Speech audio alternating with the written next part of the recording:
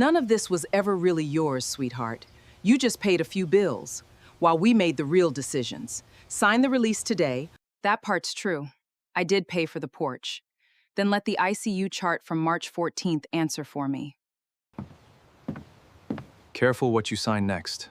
Someone is already reading everything with her name on it. 7:46 that Saturday morning, a survey company's document tube had been leaning against the porch rail since 6 stenciled with a firm nobody in that yard had hired. Naomi stood at the rail in her uniform 20 hours off shift while behind her mother on the folding table, meant for wedding favors, sat a stack of paperwork nobody had told her about and a pen still uncapped. The tube was matte black capped in orange, and the label under the cap read a survey firm out of the county seat that had never set foot on that lot. It would sit against the rail through the whole of breakfast, and then it would go inside a car that none of the family had watched arrive. Whatever was rolled up inside it would decide more about that morning than anyone standing on the porch yet understood. Nobody in the yard corrected the sentence about the wedding gift. Terrence looked at his shoes and Patricia looked at Terrence, and the caterer's van pulled up the drive and nobody moved to wave it off, which was its own kind of answer. Naomi stood at the porch rail in the uniform she had not yet changed out of 20 hours off a night shift, and she watched her mother's mouth keep moving without hearing another word of it. She had learned on calls where a hallway was filling with smoke. A homeowner would not stop arguing about which door to use, that the fastest way through a room like this one was silence and a plan, not volume. So she did not raise her voice, and she did not ask the question that was sitting in her chest, which was how a signature she did not remember signing had ended up on a form she had never seen. She photographed the document tube with her phone before anyone thought to move it. Timestamp, and all the way she photographed a point of origin before a scene got trampled by 20 pairs of boots. Then she photographed the stake in the lawn, the placard wired to it. The small printed rider stapled to the corner that gave a listing date of the 9th of April, 3 weeks earlier than any conversation she remembered having about selling anything. She did not confront her mother in the yard. She walked to her truck, set her phone in the console, drove to the county recorder's office instead. A fire captain of 11 years had learned that the fastest way to lose an argument with a room full of people who agree with each other is to argue with the room. 4 years earlier in the same county, Naomi had stood in a different doorway, looking at a house that no lender in the city wanted to touch. The foreclosure listing had called it a tear-down, water damage on the second-floor knob and tube wiring. Throughout a foundation crack, the inspector's report photographed from 4 separate angles, as if daring anyone to make an offer. She made an offer anyway, $89,340, a number she had built out of 11 years of overtime. A small settlement from her father's estate that she had refused to touch until a house came along worth putting it into. Her father had died 6 years before that, a heart attack at a kitchen table 2 states away. The only thing he had left her outright was a toolbox and a habit of finishing what he started, which was a harder inheritance to spend than the settlement check turned out to be. She gutted the second floor herself on her days off, 4 on and 4 off being the only schedule generous enough to allow it. She pulled every permit the county required under her own name because she had watched enough post-fire investigations to know exactly what happens to a house that was renovated off the books. 14 permits in total, filed over 4 years for electrical for the foundation repair for the load-bearing wall she opened between the kitchen, what became the dining room, $2,180 in fees. She paid out of her own account and kept every receipt for in a fireproof lockbox under the stairs. By the 3rd year, the house had stopped looking like a project and started looking like an asking price. By the 4th, a county appraiser working an unrelated refinance 2 doors down had quietly told a neighbor it would run somewhere past $400,000 if it ever went on the open market. Her mother had visited exactly 6 times in 4 years, always to ask when Naomi planned to sell it and split something with her brother. Naomi had always answered the same way, that it was not for sale and that the offer had never been on the table to begin with. Her competence with the house was not incidental to who she was. The same attention that made her flag a compromised stairwell in 9 seconds on a working fire was the attention that told her which stud in a 100-year-old wall could carry a header, which one would fail under it. That attention was what a young engineer named Daniel Seo first noticed about her 4 years earlier, on a site inspection neither of them expected to remember. Heir had been the least senior person on a life safety walkthrough for a mixed-use building his family's construction arm was finishing downtown. sent along mostly to carry the plans and say nothing. Naomi, then a lieutenant 3 years from her captaincy, had failed the stairwell pressurization system on the spot, cited the code section from memory, and given the general contractor 11 days to fix it before she signed off on anything. The general contractor argued for 4 minutes. Daniel, standing off to the side with the rolled plans under his arm, watched her hold the same position at the end of the argument that she had held at the start of it, unchanged by volume, unmoved by seniority. He did not introduce himself that day, and she did not remember his face at all. But he remembered hers, specifically the moment she circled a violation in red ink without once raising her voice to make her point. He filed the memory away, the way he filed most things that impressed him, and did not know what to do with which was to say completely. Did not think of it again until a name on a distressed note file crossed his desk 11 years later. 11 days after the recorder's office opened that morning, Naomi still had not told anyone in her family what she had found in the county's system. The silence sat in her differently than grief did, more like the moment before a hose line goes taut. The house itself carried its own quiet ledger of that work, visible only to someone who knew where to look for it. A hairline seam in the kitchen ceiling marked where she had rerouted a vent stack rather than pay a plumber twice for the same hole. The porch rail where the survey tube now leaned had been rebuilt in her 3rd year with cedar. She had sanded by hand over 2 consecutive days off. The pressure-treated lumber the hardware store carried warped in the coastal humidity within a season, and she was not interested in doing anything to that house twice. She kept a laminated card of every inspection date taped inside the breaker panel, a habit she carried over from the firehouse, where equipment that was not logged was equipment nobody trusted. None of that had ever been about pride for its own sake. It was the same discipline that made her check a self-contained breathing apparatus twice before a shift, rather than trust that the last captain had done it correctly. Her aunt, Ruth, her father's older sister, was the only person in the family who had ever asked to see the receipts instead of asking when the house would sell. Ruth had sat at the kitchen table the first Thanksgiving after the renovation was finished, run a finger down the totals in the lockbox folder. Told Naomi that her father would have liked the header beam in the kitchen more than he liked most people he had actually met. It was Ruth, not Patricia, who Naomi called from the truck outside the recorder's office, and it was Ruth who told her flatly not to walk back into that yard until she had something in writing. The engineer who inspected the downtown site 11 years earlier had gone on to spend 6 years in structural consulting before his father brought him into the family's investment arm, SEO Capital Partners, over his own stated preference to stay on the technical side of the business. Daniel Seo was the eldest of 2 sons, and in a family where the eldest son inherited obligation before he inherited anything else, preference had never been the deciding factor in what he did next. His father had died the year before the promotion. His mother, Helen, had made it clear without raising her own voice that the firm did not skip a generation, that a return to blueprints and site visits was not, in her words, a serious use of the name he carried. Daniel had spent the 6 years since learning to sit in rooms where numbers decided outcomes that used to be decided by load calculations. He had gotten good at it in the specific, joyless way a person gets good at a language they did not choose to learn. The one habit he kept from his engineering years was reading every property file in a note portfolio himself before signing off on an acquisition, a habit his analysts found excessive.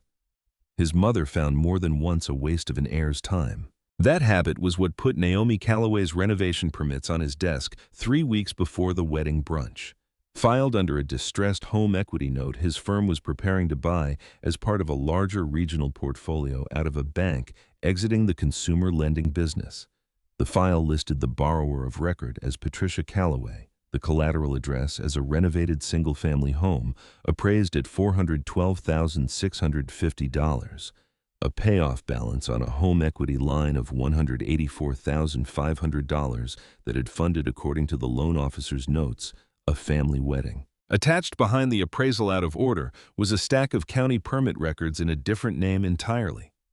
14 of them, each one listing a contact number that matched a fire station 3 miles from the address. Daniel read the name on the permits twice before it matched anything in his memory, and when it did, it arrived less like a coincidence and more like a door he had forgotten he left open 11 years earlier. He did not call her, and he did not call his mother either. He called the analyst who had sourced the portfolio instead, and he asked her to hold that single note out of the closing quietly before anyone else on the deal team noticed it was gone. Patricia found out about the recorder's office visit. The way she found out about most things, Naomi wanted kept quiet through Terrence. Could not hold a piece of information for longer than it took to feel important for having it. She did not call her daughter directly. She called the paralegal who had handled the refinance instead, a man named Griggs who worked out of a strip mall office 2 exits from the bank. She asked him in a voice she reserved for people she considered beneath negotiation, whether anything Naomi found could actually undo a signed and notarized deed. Griggs told her that a notarized deed was close to bulletproof absent a court finding of incapacity or fraud, that unless Naomi had a doctor willing to testify to a specific date and a specific inability to consent, she had a grievance and not a case. Patricia decided that was good enough, hung up, told Terrence to move the wedding date up 2 weeks on the theory that a house with a completed sale and a finished ceremony was a harder thing to unwind than a house with neither. Naomi was on shift running a structure fire in a strip of townhouses that kept her crew on scene for 6 hours and her phone in a locker for all 1 of them. When she checked it at the end of the shift, there was a text from the county utility company confirming a transfer of service at her address, effective the following Monday, into an account held by Terrence Calloway. There was also a voicemail from a locksmith confirming a rekey appointment for Saturday morning scheduled, according to the message by the homeowner of record. Naomi listened to both twice, standing in the apparatus bay in her turnout pants with her helmet still under one arm, and she did not call the locksmith back to argue. She called a different locksmith instead, one 2 towns over, who did not know her family. Paid him in cash to change the locks himself that same afternoon on a house whose deed on paper did not currently belong to her. She did not tell her captain, her crew, or her mother, and she photographed the new lock, the receipt, the timestamp on both, adding them to a folder on her phone that was starting to take on the shape of an incident report. That folder was the beginning of a habit she recognized from every serious fire investigation she had ever assisted. Was that the story a scene told depended entirely on what got documented before anyone had time to clean it up. She drove to the fire station's off-duty printer the next morning and made physical copies of everything: the deed record, the permit history, the appraisal she had pulled from a public database. Put them in a fireproof document bag she kept in the bed of her truck, because digital files were the first thing that disappeared in a dispute like this one. 3 days later, going through the permit file a second time to make sure nothing was missing, she noticed a discrepancy she had skimmed past the first time. The notarization on the quitclaim deed listed a commission number that, she searched the state licensing board's public lookup, belonged to a notary registered in a county 4 hours from her house. She did not know yet what that meant, only that it did not match anything about how the deed's cover letter described the signing, which placed the notarization at a title office 15 minutes from her mother's kitchen. The second move landed harder at a fire department awards dinner where Naomi was being recognized publicly for the warehouse rescue that had put her in the ICU in the first place. 3 children pulled from a collapsing loading dock at Round Table Storage on the 3rd of March. Patricia attended, seated at the family table near the front, and when a reporter from the local paper asked her on camera how proud she was of her daughter, Patricia answered that the whole family was proud, that Naomi's recovery had been such a relief that they had gone ahead and finalized some paperwork on the house while she was still healing to spare her the stress of dealing with it herself. The clip ran 40 extra seconds longer than Naomi expected, long enough for Patricia to describe the transfer as a gift Naomi herself had wanted. A version of events that made Naomi's throat close in a way 3 children screaming through smoke had never managed to do. She did not correct her mother on camera. She finished the ceremony, shook the hands she was supposed to shake, drove straight to the hospital's medical records office the next morning to formally request her own chart from the 11th through the 14th of March. The days her family's version of events required her to have been lucid enough to sign anything at all. The records office told her the request would take 5 to 7 business days to process, standard for a formal medical release.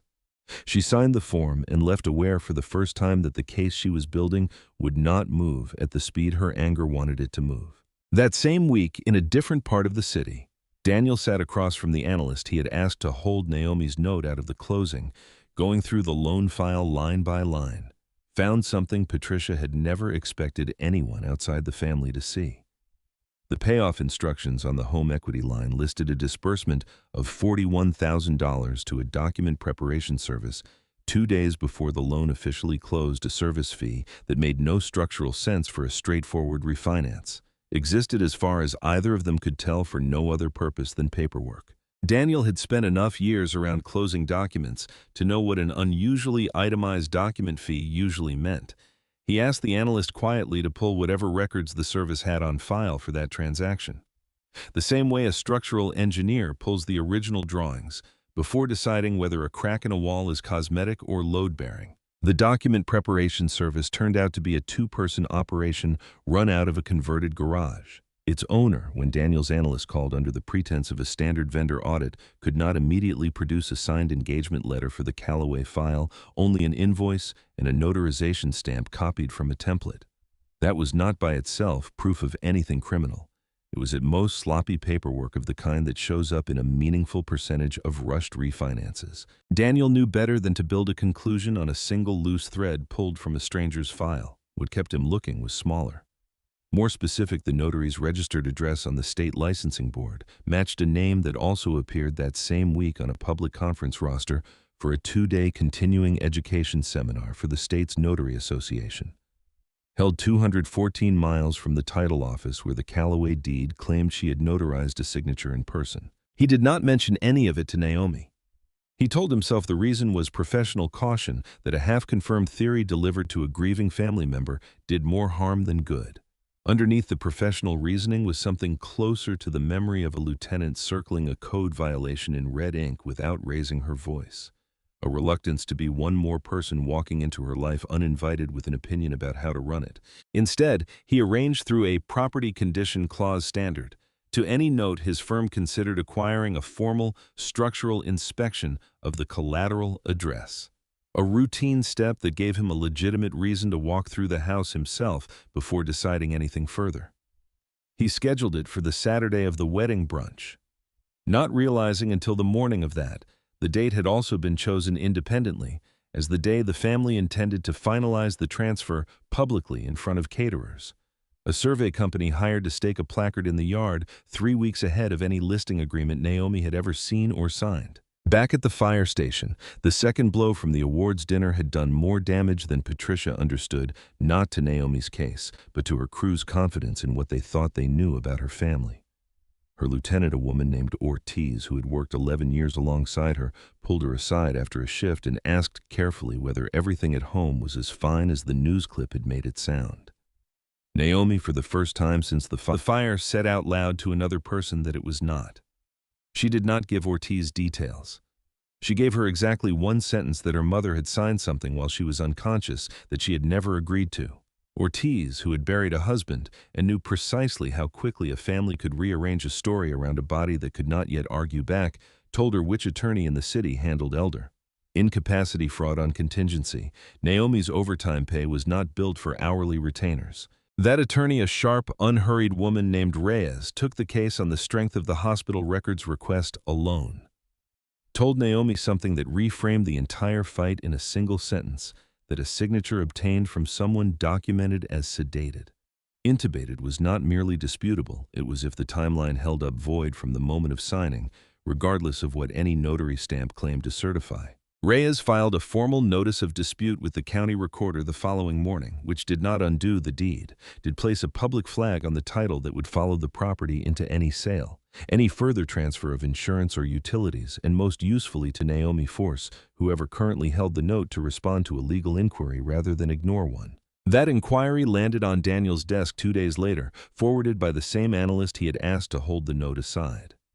It was the first moment either of them, working entirely apart from each other, had their names placed in the same file. He read the notice twice, the way he read every document twice. Beneath the case number, the legal language, was a photograph Reyes had attached as an exhibit.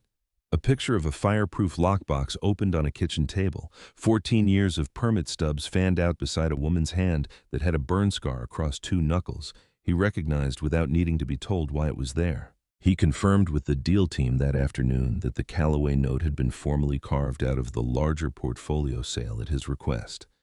Meant as of that confirmation that his firm and no one else held the position to decide what happened to it next. He did not celebrate the confirmation. He sat with the file open on his desk until the office emptied out around him. aware that holding the paper on someone's home was a very different thing from holding the truth about what had been done to get it, that he still did not know which one Naomi would want from him first.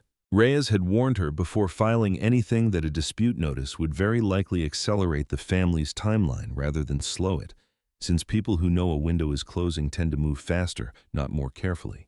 Naomi had told her to file it anyway because a slower fight was not the same thing as a safer one.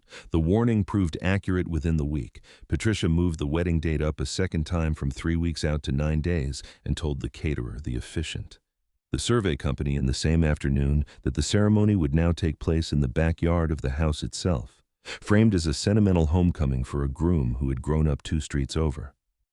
Naomi understood the actual math immediately. A completed photographed, publicly witnessed transfer of the property was a far harder thing for any court to unwind than an unfinished dispute sitting quietly in a file drawer. Naomi did not know. She read the venue change in a group text she had been left on, more out of habit than inclusion, that the same date had already been circled on a structural engineer's calendar for an entirely different reason, or that the folder sitting on a desk across the city now had her name attached to a note number that gave someone she had met exactly once.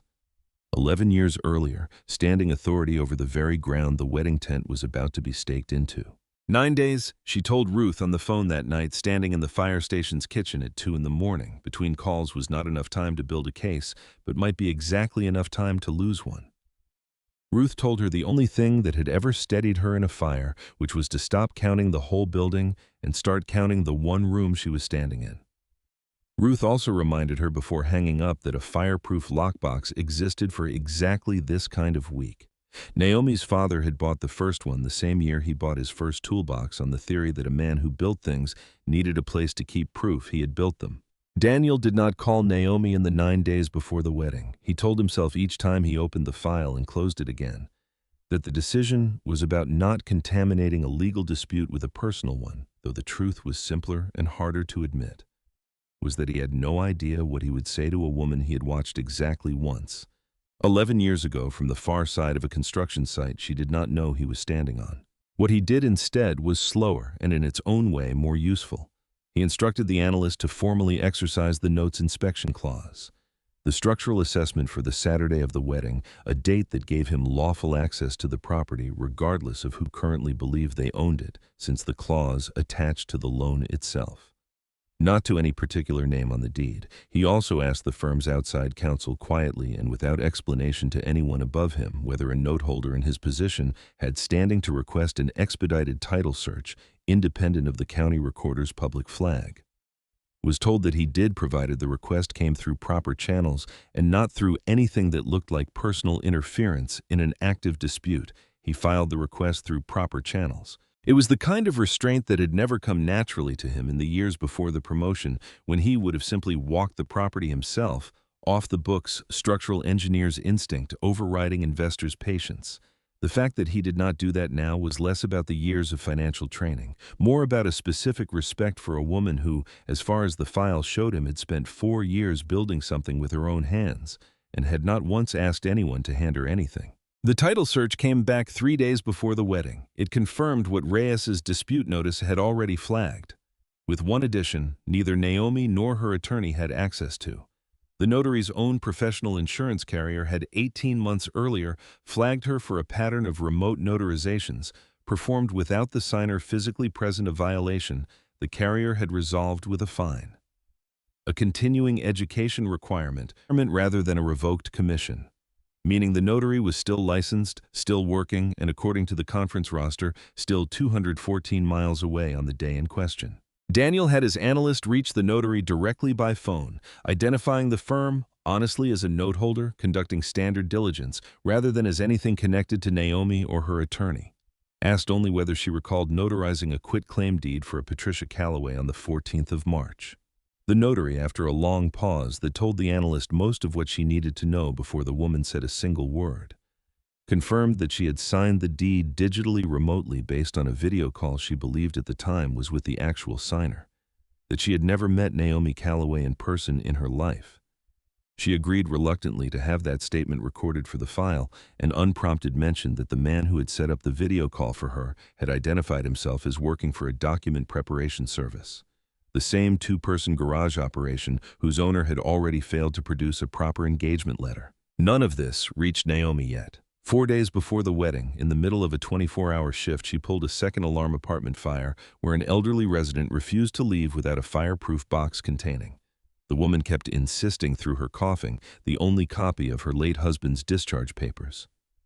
Naomi went back into a hallway already past its survivability window to get it.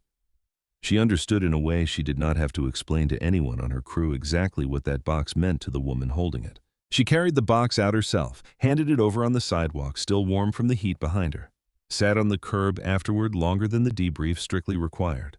Over in her head, the fact that she had risked a hallway for a stranger's paperwork while her own paperwork sat in a fireproof lockbox under a staircase in a house someone else's name was now on. That was the moment more than any single document that hardened something in her that had been circling since the porch. She called Reyes that night and told her she wanted to do more than wait on a title dispute to grind through the county's schedule. She wanted to know exactly what a notary's professional record looked like publicly. Whether a family member with a documented pattern of using an old power of attorney passed, its stated purpose could be reported to the state's own Consumer Protection Division while the civil case was still pending.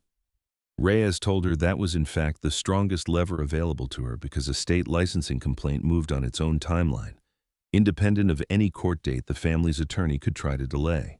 Naomi spent her next 2 days off doing what she had spent 4 years doing in that house, was research methodically one permit and one filing, one public record at a time until she had built without anyone's help a timeline strong enough to hand a licensing investigator without needing to explain a single part of it twice. It was Naomi, not Daniel. Found the video call software's own metadata log publicly subpoenable through a records request.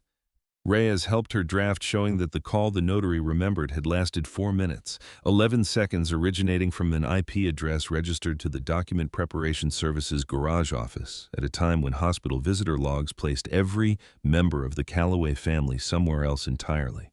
She found it 2 days before the wedding, sitting at her kitchen table in the house whose lock she had changed herself. She read the timestamp 3 times before she let herself believe it.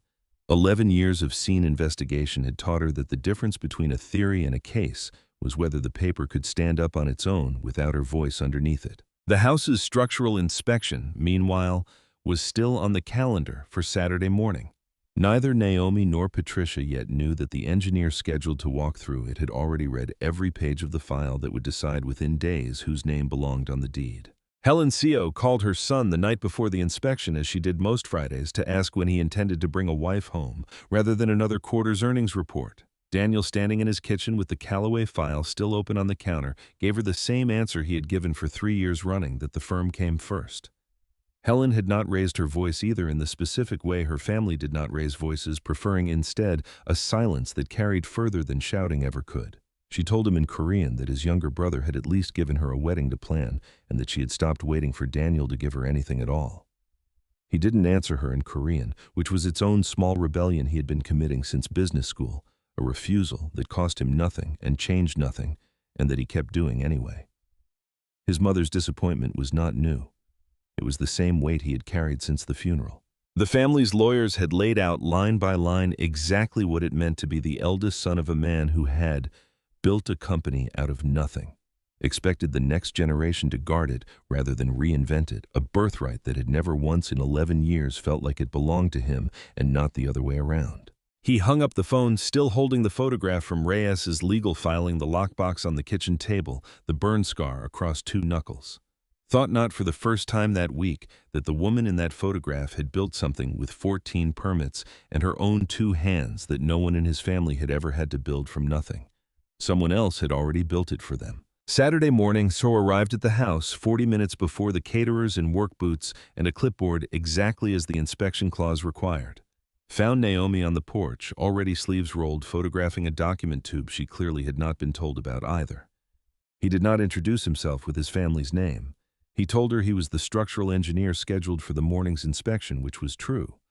Watched her decide in about 4 seconds that she did not have the bandwidth that day to be curious about anyone who was not directly threatening her, and let him in without another question. He walked the house methodically, the way he had been trained to 11 years before anyone paid him to sit in a boardroom checking the header beam in the kitchen first. Running a hand along a seam in the ceiling that told him more clearly than any appraisal report that whoever had done this work had done it to a standard most licensed contractors did not bother meeting. He asked her at one point entirely as an engineer and not as anything else who had done the load-bearing wall between the kitchen and dining room. Naomi told him flatly that she had on her days off over 4 years. Watched him nod once instead of looking surprised, which was the first thing about him that made her look at him a second time. Neither of them said anything else that morning about the deed, the wedding, or the note sitting on his desk with her name in the file. The whole exchange lasted less than the length of one inspection, but it was without either of them naming it as such. The first conversation between them that either would remember clearly a year later. He left before the caterers finished setting up, drove 2 blocks.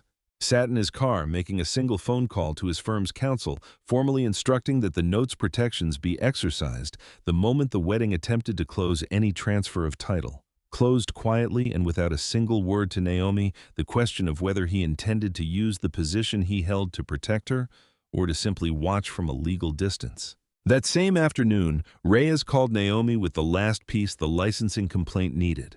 A formal statement from the state notary board confirming that the commission used on the Callaway deed had been suspended pending investigation the moment the board received the video call metadata. Meant the deed no longer had a valid notarization behind it at all, only a stamp from a license that as of that morning technically no longer existed. Naomi read the confirmation, standing in her own kitchen in the house, whose locks she had changed with her own money. Felt something she had not let herself feel since the porch, which was less like triumph and more like the specific grounded relief of a fire finally confirmed, contained rather than merely slowed. The wedding brunch went ahead, on schedule, on the same porch under a rented tent staked into the same lawn where the survey company's placard had stood 2 weeks earlier. Patricia had arranged the seating so that Naomi's table sat close enough to the ceremony to be photographed, far enough from the guest of honor's chairs to look to anyone who did not know better, like a minor courtesy rather than a demotion. Terence stood beside Danielle under an arch, woven with the same white flowers Patricia had chosen for every occasion in 30 years, and when the officiant paused for the family blessing, Patricia rose unprompted. Told the assembled guests that the house behind them had been the family's gift to the new couple, renovated over years by a family that believed above all things in taking care of its own. She said it looking directly at Naomi, and the sentence landed exactly as it was built to land, a public erasure delivered in the register of a toast, applauded by people who had no idea what they were applauding. Naomi did not stand up to correct her. She had learned on 100 calls where the loudest voice in the room was never the one actually in control of the outcome that the moment to move was not the moment everyone expected her to move.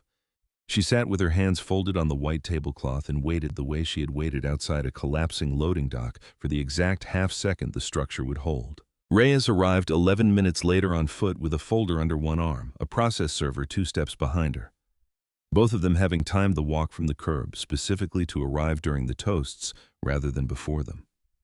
Reyes had told Naomi days earlier that some documents needed a room full of witnesses to mean what they were supposed to mean. Daniel arrived at almost the same moment from the opposite side of the yard, having driven from a Saturday morning meeting with his firm's counsel that had ended with a single signed authorization giving him, as noteholder, the standing to formally challenge any transfer of the collateral property pending resolution of a fraud investigation already substantiated by a state licensing board. Patricia saw Reyes first, then Daniel.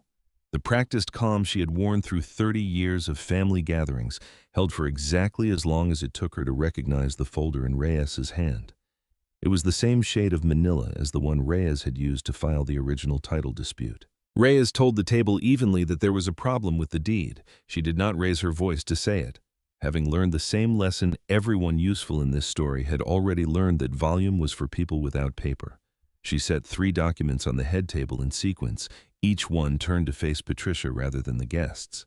The way a captain sets evidence at a scene for the person who needs to see it first, not for the crowd around it. The first was the hospital's Glasgow coma scale record from the 14th of March, a single number 8 circled by the attending physician with a note in the margin stating the patient was sedated, intubated, physically restrained per post-operative protocol at the time listed on the quitclaim deed as her signing. The second was the State Notary Board's suspension notice dated that week. The commission used on the deed had been notarized remotely without the signer present in violation of the state's in-person requirement, based on video call metadata showing a 4-minute call originating from the Document Preparation Service's garage office rather than any hospital room.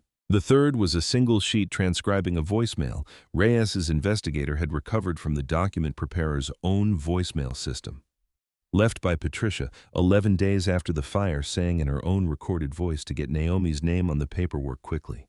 She would not remember March well enough to argue about it later. Patricia looked at the transcript longer than she looked at either of the other 2 pages and told the table it was not what she had meant, a sentence that answered nothing anyone at that tent still needed answered. Then let the ICU chart from March 14th answer for me. Naomi said it, standing now at the head table in the same yard where the sentence about the wedding gift had first been spoken to her. The guests who had applauded the toast 11 minutes earlier sat in a silence that was this time not agreement, but its opposite. The process server handed Terrence a copy of the amended civil complaint, adding him as a co-defendant given the property's transfer into his name. Terrence, still in his wedding suit, read the first page twice without appearing to fully understand what he was reading, which was in its own way the most honest thing he did all day. Daniel did not speak until Patricia turned to him directly, demanding to know what a structural engineer had to do with any of this. He answered simply that he was not only the engineer who had inspected the house 2 weeks earlier, the note holder on the property's home equity line in a position as of that morning's signed authorization to formally block any closing or transfer of title until the fraud investigation concluded. Patricia said he had known. He did not deny it, telling her instead that he had confirmed it and waited for the licensing board to act before doing anything further, because a suspicion was not the same thing as standing. He had no intention of being one more person deciding things about her daughter's life without proof to back it. The county sheriff's civil unit, contacted by Reyes an hour earlier as a formality tied to the amended filing, arrived as the guests were still absorbing what had been read aloud, served Patricia with a notice to appear before a probate judge within 10 days to address the licensing board's fraud referral. A notice that, unlike a family argument, carried a court date that did not move because anyone at the table wished it would. Patricia did not cry or apologize or ask her daughter for anything. Naomi noted with the same flat clarity she used to note a compromised stairwell that this too was an answer, just not the one 36 years of hoping had prepared her to receive. The reception did not continue. Guests filed out in the particular quiet of people who understood they had witnessed something they were not meant to see.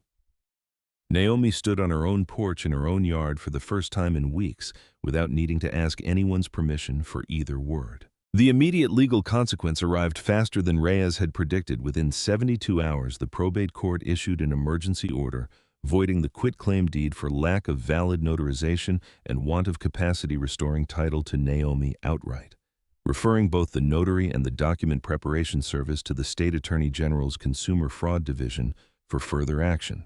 Patricia was not charged criminally that week since the county prosecutor's office indicated it would first await the outcome of the licensing board's own findings. The emergency order alone was enough to unwind the HELOC standing as a valid lien against the property, leaving CO Capital Partners' $151,290 position on the note suddenly unsecured, subject to renegotiation directly with Naomi, a conversation Daniel told his firm's counsel he intended to have personally rather than hand off to a collections team. The County Attorney General's Consumer Fraud Division opened its own file within the week, running in parallel with the licensing board's referral, named both the Document Preparation Service, its owner, as subjects of investigation for practicing notarial fraud across what turned out in the weeks that followed to be at least 6 other properties beyond the Callaway house.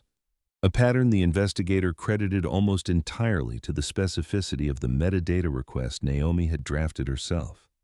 The Document Preparation Service closed within a month, its owner surrendering his business license rather than contest the finding. The notary's commission was formally revoked rather than merely suspended once the state board confirmed the pattern extended beyond a single flagged incident 18 months earlier. Terrence and Danielle postponed the wedding, rather than cancel it outright, moved the eventual ceremony to a rented hall across town. Terrence, in a call to Naomi 3 weeks later that neither of them mentioned to their mother, said the only true thing he had managed to say through the entire ordeal was that he had signed the closing paperwork without reading past the signature line, that not reading it did not make him innocent of what it cost her. Naomi told him she believed that, and that believing it was not the same thing as forgiving it yet. Left it there because 11 years on a fire crew had taught her that some structures needed to be shored up slowly or not at all. Patricia's probate hearing produced no criminal charges, the county prosecutor ultimately declining to pursue a case, her attorney argued, turned on intent rather than action. The civil judgment was unambiguous: full restoration of title to Naomi, in order to repay the $41,000 document preparation fee out of Patricia's own assets. A formal finding of fact entered into the public record that the deed had been the product of undue influence exercised against an incapacitated family member. Patricia did not attend the hearing's final reading. She sent Terrence in her place. Naomi sat 2 rows behind her own attorney and felt when the judge read the finding aloud. Not the vindication she had expected to feel for 36 years' worth of being the family's staff rather than its daughter. Something quieter and more durable, closer to the specific relief of a scene finally declared safe to walk away from. Daniel's firm's counsel had advised him in writing that renegotiating an unsecured note personally rather than assigning it to the collections team, as policy dictated, created an unnecessary appearance of conflict given the ongoing litigation. Helen, informed of the situation by that same counsel before Daniel had told her himself, called him that same night to ask whether he intended to make a habit out of turning family business into a personal project over a woman he had met exactly twice. He told her for the first time in 11 years that yes, he intended exactly that if the firm required an heir who did not ask questions about what his signature actually authorized, they would need to find one who was not him. Helen did not answer that with silence this time. She told him in English that his father had said something almost identical to his own father 40 years earlier, a story Daniel had never once heard in 11 years of being reminded whose name he carried. Hung up before he could ask her to say it again. The following Monday, Daniel drove to the house himself rather than send paperwork through the mail, offered Naomi terms on the note that reflected its actual unsecured position rather than its original face value, a restructuring that cut the balance nearly in half. Stretched the remainder over a term her captain's salary could comfortably absorb without touching the settlement money she had spent 4 years protecting. She read the terms twice at her own kitchen table the way she read everything twice. Told him it was a fair offer, fairer than she had expected from anyone connected to the family that had put the note there in the first place. He told her that was in part the point. The restructured note carried a lower fixed rate than the original, HELOC no prepayment penalty, and a clause allowing early payoff without renegotiation.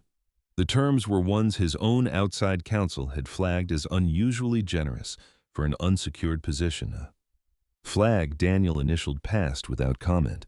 Naomi asked him once months later whether the firm had objected to terms that generous, and he told her the truth that his mother had objected loudest of all. He had signed the paperwork anyway before the objection finished being spoken. The firm's annual report that year listed the note only by a portfolio code number 4 digits Naomi never bothered to look up. Daniel kept the original file folder in his own desk drawer long after the case itself had closed out of a habit he never fully explained even to himself. Reyes closed her file on the case 2 weeks after the hearing, the fastest resolution she had managed on an incapacity fraud matter in 9 years of practice.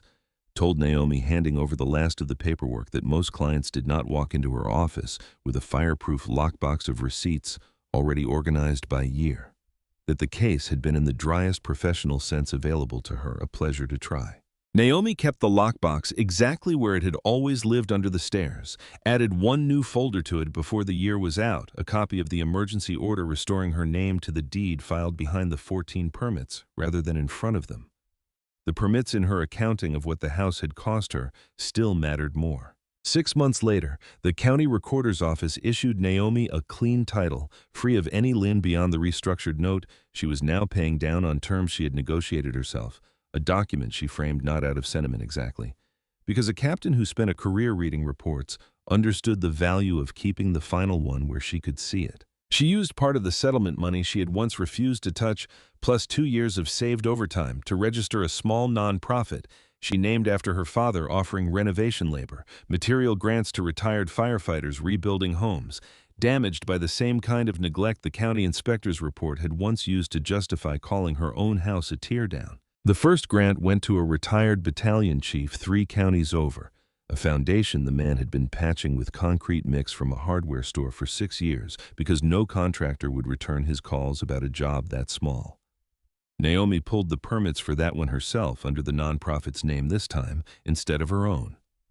Stood in the man's basement checking a header beam the same way she had checked her own twice before signing off on anything. Patricia did not attend the nonprofit's small launch event held in Naomi's own backyard under a tent rented from the same company that had staked the wedding tent 8 months earlier, though Ruth came. Brought a photograph of Naomi's father standing in front of an unfinished porch railing that Naomi had never seen before that afternoon. Terrence came too alone and stayed long enough to help fold chairs at the end of the evening. Small, unremarkable labor that neither of them made into more than it was. Daniel came as well, having flown back from a site visit in another state specifically for the afternoon, stood at the edge of the yard. For most of it the way he had once stood at the edge of a construction site 11 years earlier, watching someone work before he found the nerve to say anything. When the last of the folding chairs was stacked, he found her on the same porch rail where a document tube had once leaned against the wood since 6 in the morning. Asked her plainly whether she had ever considered that the load-bearing wall she had opened between the kitchen dining room might have been built to be opened, that some structures were engineered from the start to hold more light than the original architect had planned for. She told him that was an oddly specific thing for an engineer to make into a metaphor. And he told her that structural engineering was in his experience almost entirely metaphor that people had simply agreed to call math instead. Helen C.O. visited the following spring, unannounced, carrying a thermos of seaweed soup she said was traditional for anyone who had survived something worth surviving. Left it on the kitchen counter without further comment, a gesture Naomi understood from Daniel's face when he saw it as the closest thing to an apology his mother was constitutionally capable of offering. The kitchen itself by then had a new addition, a small brass plate screwed into the header beam above the opening between the 2 rooms engraved with 14 numbers. The permit filings that had built the case that saved the house, placed where only someone standing directly beneath it, looking up, would ever think to read them. On slow evenings, when her shift schedule gave her 4 days running with nothing urgent enough to answer, Naomi would sit on the porch with the lights off the way she had as a rookie, learning to read a fire's smoke before the flames confirmed anything. Think about the particular arithmetic of the year behind her, a house worth $412,650, a family that had priced her at less than the cost of a wedding. A stranger who had spent 11 years remembering the exact color of red ink on a violation report before either of them understood what the memory was actually for. The question she came back to most on those evenings was not whether her mother would ever apologize, because she had stopped needing that answer somewhere around the reading of the emergency order. A plainer one, the kind she now put to any rookie standing at the edge of their first real fire. How do you learn to tell the difference between a room that is simply loud, a room that is actually still standing before the smoke clears enough to be sure? The nonprofit's second grant awarded that same autumn went to a widow in the neighboring county whose husband had died mid-renovation of a kitchen extension, leaving a wall open to the studs. A permit half filed with the county for 11 months before anyone thought to close it out properly. Naomi drove out on a day off to walk the woman through exactly what the inspector would need to see the same patient accounting Ruth had once given her at a kitchen table over a stack of receipts. By the second year, the fund had grown enough through a modest annual gift Daniel's firm made without attaching its own name to the announcement, to employ a part-time coordinator, freeing Naomi to keep her hands on the actual work rather than the paperwork behind it. Suited her better than either of them said out loud. Promotion to battalion chief came the spring after that, a rank she had put off pursuing for 2 years while the case worked its way through probate court. She took the new insignia home and set it for one evening only next to the 14 permit stubs in the fireproof lockbox before moving it to the mantel where it belonged. The brass plate above the kitchen opening had one more line engraved beneath the 14 numbers by then, added the week the nonprofit filed its own first permit under its own name, a small addition that read simply Permit 15, marked for anyone who ever thought to look up and read at the exact point where the accounting had stopped being only about her own house. Ruth kept the framed photograph of Naomi's father on the mantel, too angled just slightly toward the brass plate and arrangement. Naomi never adjusted and never explained to anyone who asked. Some answers were better kept the way the header beam kept its weight quietly, without needing to be pointed at. She never did tell him whether she meant her father's photograph, the beam, or the 15 permits stacked beneath it. He had stopped asking because a man who had spent 11 years learning to read a code violation from across a job site had also learned, eventually, which questions were better left to answer themselves over time. What he asked instead most evenings was smaller and more answerable, whether she wanted the porch light left on or off, and she had started somewhere in the second year, letting him be the one to decide.